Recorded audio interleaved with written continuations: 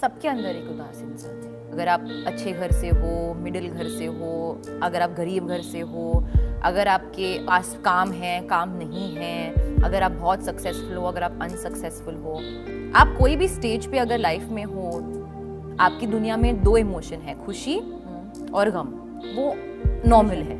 Actually ज्यादातर गम है और खुशी बीच बीच में आता है। हमको ऐसा लगता है कि लाइफ सिर्फ खुशी वाला है, पर नहीं होता है। इसलिए जब I speak about depression also, हम ऐसे बात करते हैं कि अगर आपको एक फीलिंग महसूस हो रही है तो आप ये मत समझिए कि ये गलत है। It's the most normal thing.